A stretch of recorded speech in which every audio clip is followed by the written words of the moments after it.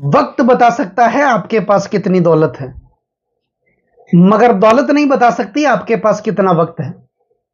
दोस्तों नमस्कार, मैं ज्योतिषाचार्य एडी शास्त्री और आपके अपने YouTube चैनल नक्षत्र राष्ट्र वर्ल्ड में मैं आप सभी का सादर अभिवादन करता हूं। दोस्तों आज का ये जो ज्योतिष का कार्यक्रम है, ये जो राशिफल है, ये मीन राशि वाले जातकों के लिए खास है, विशेष है। और ये जो राशिफल है आपकी जन्म की राशि चंद्र राशि पर आधारित है।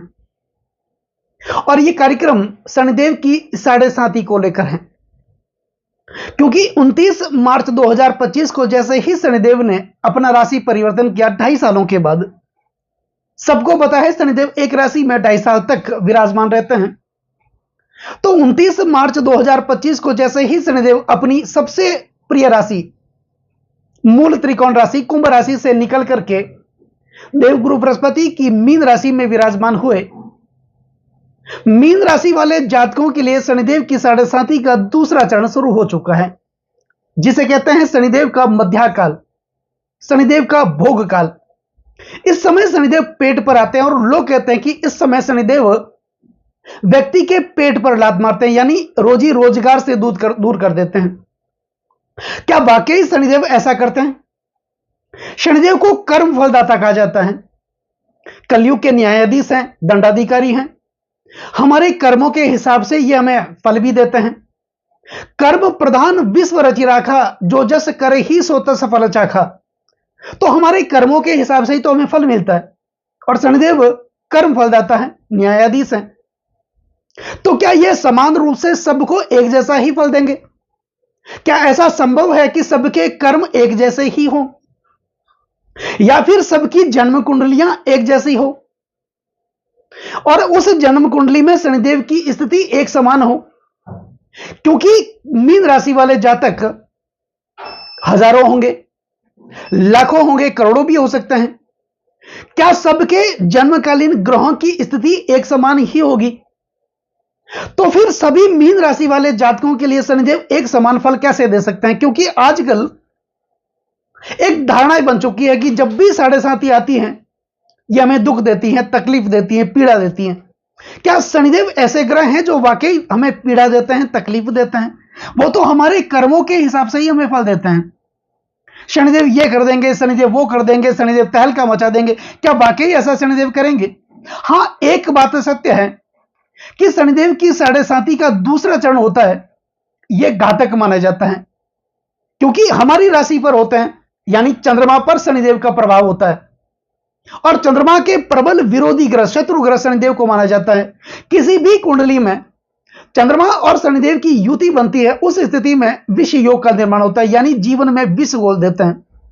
तो चंद्रमा मन के कारक हैं, और शनिदेव का चंद्रमा पर प्रभाव यानी हमारे मन को डाइवर्ट कर देते हैं, हमारे मन को विचलित कर देते हैं, हमारी मति को भ्रमित कर देते हैं। हम उल्टा फुल्टा फैसला लेते हैं, हमारी वाणी पर हमारा कंट्रोल नहीं रहता है, अपनों का साथ नहीं होता है। क्योंकि मन को सबसे ज्यादा जो डाइवर्ट करते हैं, ये शनिदेव ही करते हैं। इसी को तो 7.5 कहा जाता है। चंद्रमा पर शनिदेव यानी हमारी राशि पर शनिदेव होते हैं, या फिर चंद्रमा से एक भाव आगे या एक भाव पीछे शनिदेव की स्थिति होती है, तो यही तो शनिदेव की 7.5 होती है। अब 7.5 होती क्या है? द्वादशे जन्म के रासो द्वितीय च शनेचर सार्धानी सप्त वर्षाणी तदा दुखेर यतो भवेत। यानी ये 7.5 साल दुख के माने जाते हैं, पीड़ा के माने जाते हैं, कष्ट के माने जाते हैं, लेकिन सबकी जन्म कुंडलियां एक जैसी नहीं हो सकती, और उन जन्म कुंडलियों में शनिदेव की स्थिति एक जैसी कभी नहीं हो सकती। तो एक समान फल शनिदेव कैसे देंगे? अब चंद्रमा मन के कारक हैं। किसी भी प्रकार का शुभ कार्य करते समय, मांगलिक कार्य करते समय मानव मन का, मानव चित्त का मजबूत होना बहुत जरूरी है, तभी तो वो कार्य बनता है। क्योंकि मन का सीधा संबंध हमारे कार्य क्षेत्र पर पड़ता है। इसलिए तो महर्षि पराशर कहते हैं बतिथि करण दोषा वार योगो बधवा शब्दी ससिनी सस्ते न समायनित सर्वे शकल विविध दोषा सदुक्तम प्रजंति भवती यदि सुकार्य चित्त सुदीर्णम।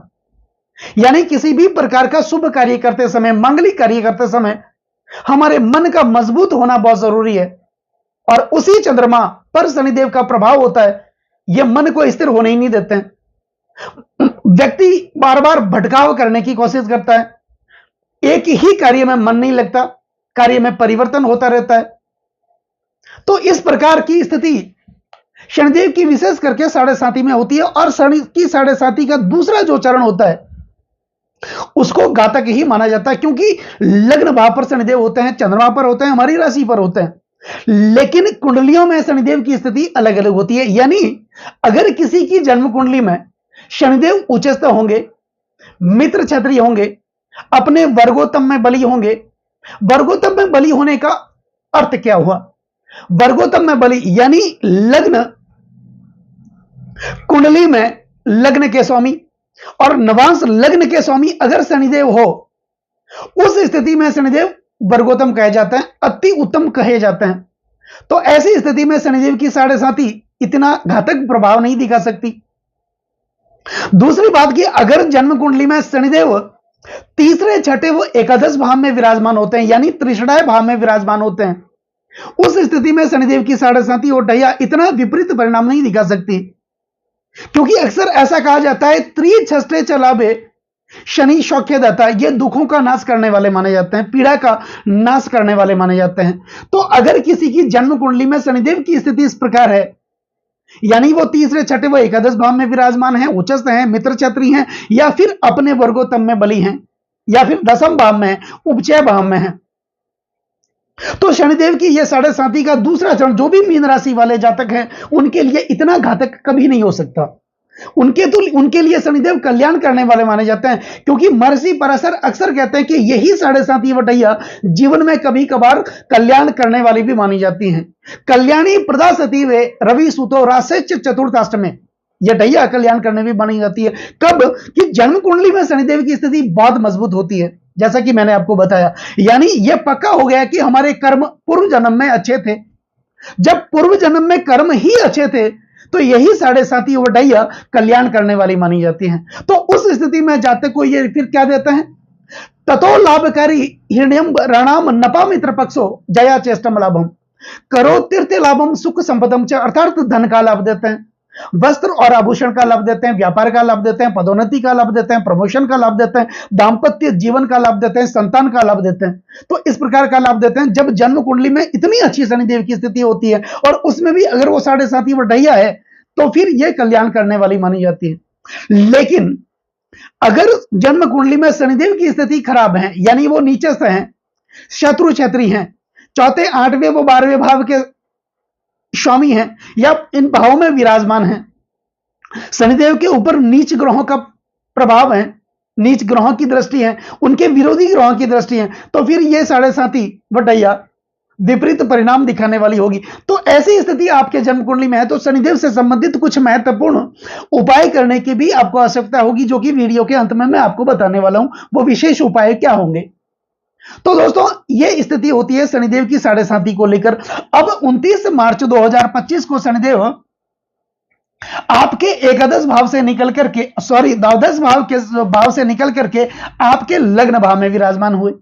तो लग्न भाव किसका है? लग्न भाव अर्थात लग्न का मतलब होता है लगा हुआ, कि जिस समय हमारा जन्म होता है, हम अपनी मां की गर्भ से बाहर आते हैं, इस दुनिया में आते हैं, ठीक उसी समय सूर्य के सामने जो राशि होती है उस राशि को हम लग्न राशि कहते हैं, और उस राशि को जन्म कुंडली के सबसे पहले भाव में लिखा जाता है।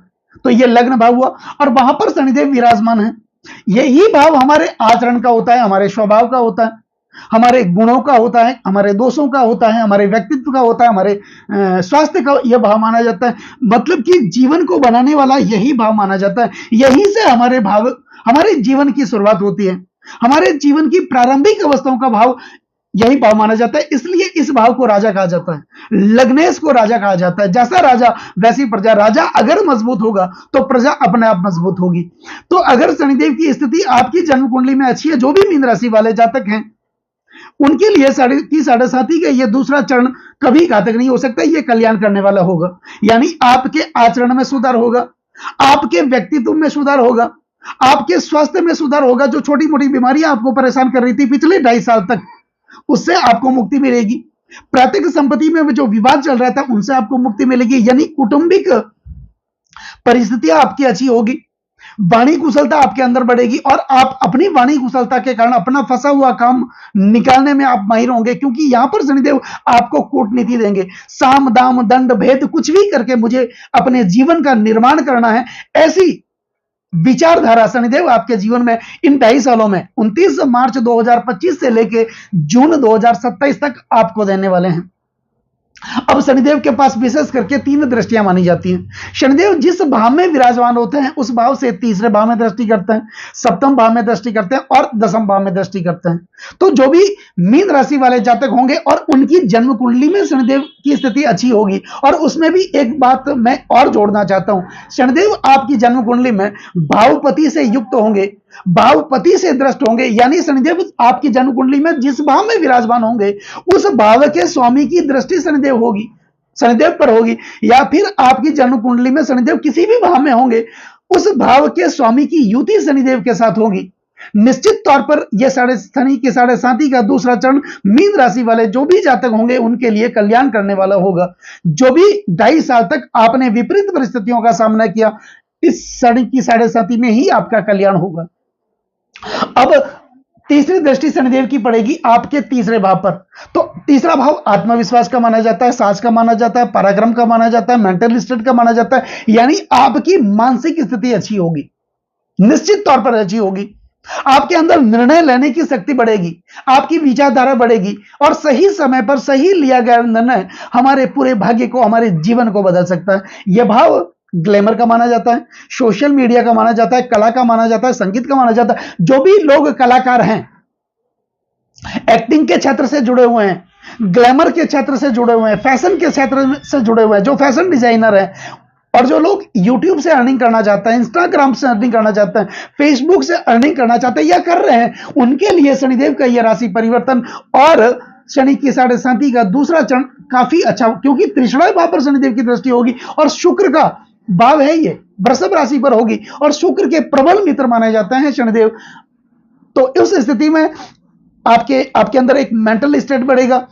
यह भाव आपके भाई बहनों का माना जाता है, भाइयों के साथ अच्छे संबंध स्थापित होंगे, बहनों के साथ अच्छे संबंध स्थापित होंगे। आप कर्ज के बोझ तले 2.5 साल तक दबे हुए थे, वो कर्जा अब आपका उतरने लगेगा, यानी कोई ना कोई बड़ी पदोन्नति, बड़ा प्रमोशन आपको मिलने वाला है इन 2.5 सालों में, और कोई ना कोई बड़ी जिम्मेदारी आपको मिलने वाली। जो सपने आपके थे, जो इच्छाएं आपकी दबी हुई थी, वो सपने, वो इच्छाएं आपकी पूरी होगी।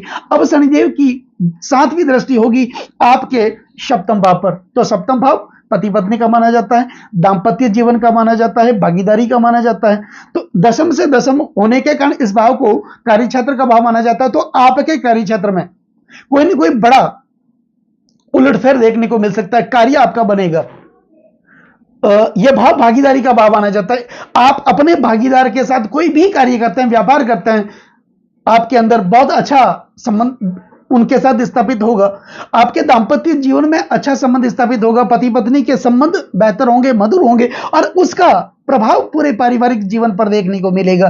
तो यहां पर सप्तम दृष्टि होगी और एक दृष्टि, दसम दृष्टि होगी आपके दसम भाव पर। दसम भाव ऊंची पदवी, मान मर्यादा और प्रतिष्ठा का माना जाता है। निश्चित तौर पर इन 2.5 सालों में आपके अंदर मान सम्मान, पद प्रतिष्ठा आपकी बढ़ने वाली है, आपके गुणों में वृद्धि होगी, आपके विचारों में वृद्धि होगी, और कुल मिलाकर के दसम भाव कार्यक्षेत्र का भाव है। तो आपके रोजी रोजगार में अगर देखा जाए तो यह 2.5 साल बहुत बेहतर देखने को मिलेंगे। आय के नए नए साधन आपके लिए विकसित होंगे, आय के नए नए इनकम के नए नए स्रोत आपके बनेंगे। तो इस प्रकार की स्थिति जन्म कुंडली में अगर शनिदेव की स्थिति आपकी अच्छी है और आपके कर्म अच्छे हैं, पूर्व जन्म के कर्म अच्छे, क्योंकि जब जन्म कुंडली में इतनी अच्छी स्थिति होगी तो निश्चित तौर पर आप ऐसा मान सकते हैं कि आपके पूर्व जन्म के कर्म अच्छे हैं, तभी शनिदेव की स्थिति इतनी अच्छी है। तो यह 7.5 का दूसरा चरण आपके लिए कल्याण करने वाला होगा। और अगर आपकी जन्म कुंडली में शनिदेव की स्थिति खराब होगी, इसका मतलब आपके पूर्व जन्म के कर्म अच्छे नहीं है। तो आप अपने कर्म को बेहतर बनाइए, अच्छे कर्म करिए, भगवान का स्मरण करिए, परमपिता परमात्मा पर भरोसा करिए, भगवान शिव की आराधना करिए। तो ऐसा आपको उपाय करने की आवश्यकता होगी। और एक उपाय शनिदेव का, अगर आपकी जन्म कुंडली में शनिदेव की स्थिति अच्छी नहीं है तो भी ये 7.5 का दूसरा चरण आपके लिए घातक भी हो सकता है। तो दशरथ कृत शनि स्तोत्र का पाठ आपको निरंतर करना चाहिए इन 2.5 सालों में। तो ऐसा आप करेंगे, आप अपने जीवन को आनंददायक बना सकते हैं और भगवान शिव की आराधना आप जरूर करें, क्योंकि जिनके ऊपर भगवान शिव की कृपा प्राप्त हो जाती है वहां पर शनिदेव की कृपा प्राप्त हो जाती है। आपके घर में जो बुजुर्ग हैं, आपके माता पिता हो सकते हैं, आपके दादा दादी हो सकते हैं, उनकी सेवा करें। जहां बुजुर्गों का आदर होता है, उनकी सेवा होती है, मान सम्मान बुजुर्गों को जहां मिलता है, वहां पर शनिदेव की कृपा प्राप्त होती है। तो दोस्तों, कैसा लगे ये वीडियो अगर आपको अच्छा लगा हो, मेरा समझाना आपको सार्थक लगा हो, समझाने का तरीका अगर आपको अच्छा लगा हो, तो इस वीडियो को आप आगे से आगे शेयर जरूर करें, लाइक जरूर करें, कमेंट जरूर करें, क्योंकि आपका एक लाइक और एक कमेंट मेरे अंदर बहुत ज्यादा आत्मविश्वास भर देता है। और कमेंट में जय शनिदेव, ओम नमः शिवाय जरूर लिखें। चैनल को सब्सक्राइब जरूर करें। नमस्कार दोस्तों।